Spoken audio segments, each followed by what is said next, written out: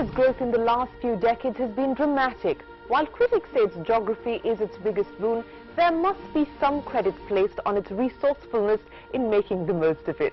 Hello and welcome to the Ministers of Change. I'm Shireen Bhan. This week on the show, we travel through one of India's smallest and most successful states, Haryana. Made the environment conducive for people to come and do business there. In last 6 years, we've had investment of 42,000 crores. We put the spotlight on Chief Minister Bhupinder Singh Huda's regime and one of the most progressive land acquisition policies in the country. With the emergence of Bhupinder Singh Huda, Congress for the first time has tried systematically to court the Jats. Developers allowed to deal directly with the villager or the landowner. It's always easier. We examine why cracks are beginning to appear in skyscraper central of Gurgaon. If you look at the way Gurgaon has come up, it's not a city, it's just a bunch of gated colonies and buildings strung together.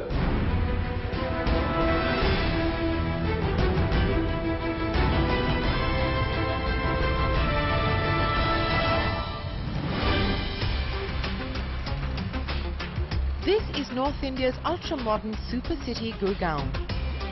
Home to the Indian headquarters of many MNCs and Indian blue-chip companies, it stands for everything that an urban metropolis aspires to be. Proximity to the national capital, inviting business climate and hassle-free governance. But behind its gleaming facade lies the struggle between two Indias, bridged by development that is woefully incomplete. If it was not next to Delhi, Gurgaon may not have developed in this way. So a lot to do with Delhi. What were the deficiencies in Gurgaon at the initial stages? Delhi provided that. So that gave the fillip. Because government is in Delhi, people wanted offices there. They must understand the way people are shifting, and the demand is growing much faster than supply. So they must have a plan for the next 5 years and do a 5-year planning. It needs a slightly longer vision and a deeper insight as to how to plan for water and electricity. There's a big disconnect between the original inhabitants and the newcomers. In fact, there's a huge disconnect between original Gurgaon, old Gurgaon, and what's come up on the other side of the highway because of private development. And similarly now, new Gurgaon will be an entirely different place. So I think where the state has failed is in giving Gurgaon the real soul and character of a city.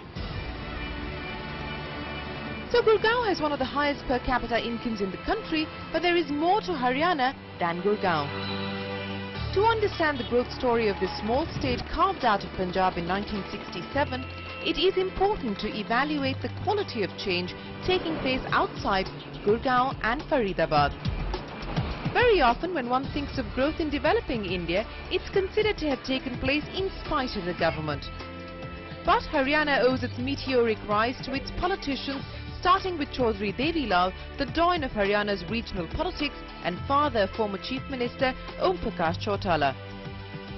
One regional outfit, principally the outfit dominated by Chaudhry Devilal, then by his son Om Prakash Chautala, and now his own sons as well. That formation has principally drawn its supports from Jats, which is a middle peasantry. This is a dominant peasant caste, which is not OBC, but which is not in the upper caste either.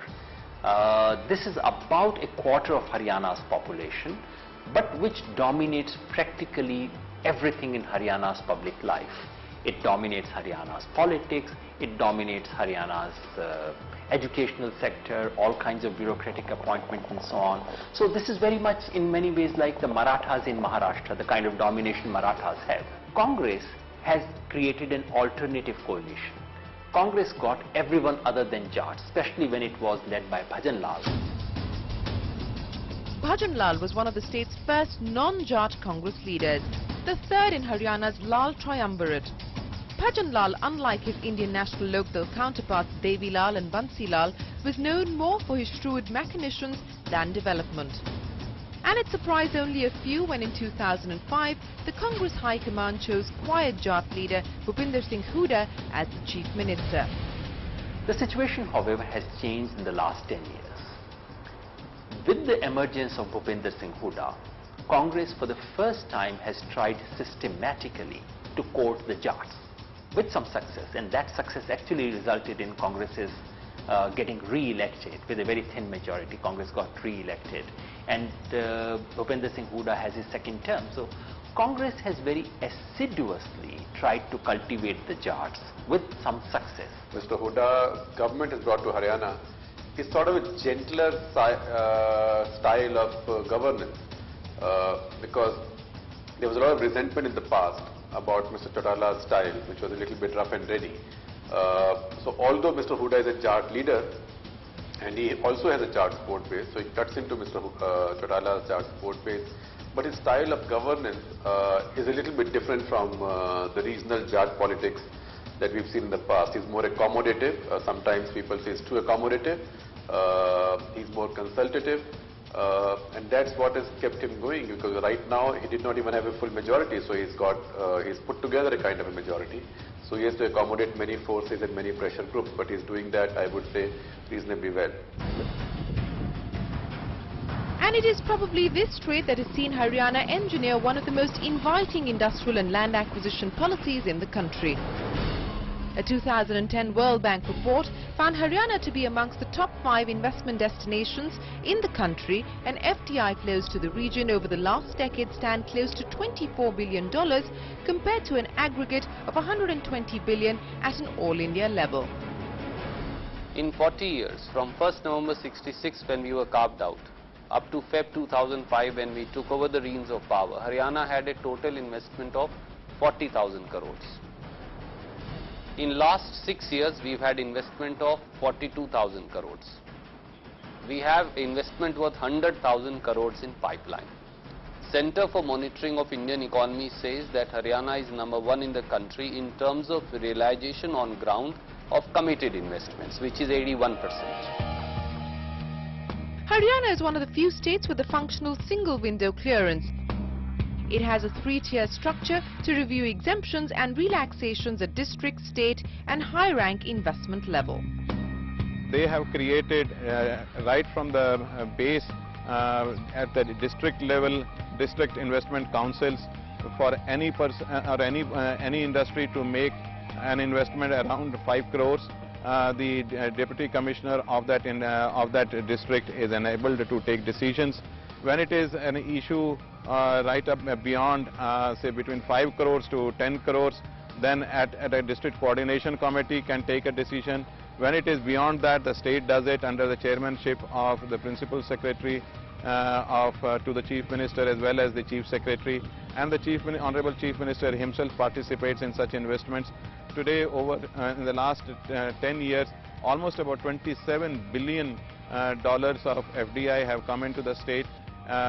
In fact, whether you call it tax-related issues or you call it governance-related issues, almost all those elements have been put in. 80% of the state's gross state domestic product now comes from sector other than agriculture, which are both industry, which are also making Haryana, a dream of making Haryana a corporate. Even industries which are set up in other states like to have their head offices in Haryana. And Haryana in many ways, from Gurgaon to Manesar, from Faridabad to Palwal, and right up to Sonipat from Delhi border, we are emerging as the corporate hub of the country. So trading, service, industry as also being a corporate hub. So it's a bouquet of many things. I think that is where our strength lies. And while favourable policy might have a part to play, the biggest trump card that Haryana and specifically Gurgaon enjoy is its proximity to the national capital Delhi and the international airport. Gurgaon in fact makes up nearly 50% of the state's revenue receipts. Gurgaon and Faridabad have grown exponentially only because of Delhi, because they are neighboring Delhi, surrounding Delhi, and Delhi does not have a very good, efficient or practically non-existent development policy.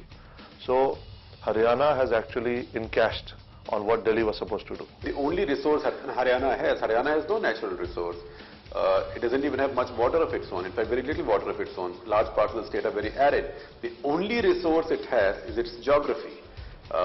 It's close to Delhi, it's close to Chandigarh at the other end, that's why you get Panchkula. So why should the state not exploit its geography, as long as it does it in a sensible manner and in a fair and equitable manner? Exploit resources, but in a fair and equitable manner. These are the operative words. While a majority of states in India are grappling with widespread protests against land acquisition, Haryana has emerged relatively unscathed. Coming up next, we'll talk to farmers and real estate developers and evaluate the state's land acquisition policy. Also, we will examine why cracks are beginning to appear in skyscraper central of Gurgaon.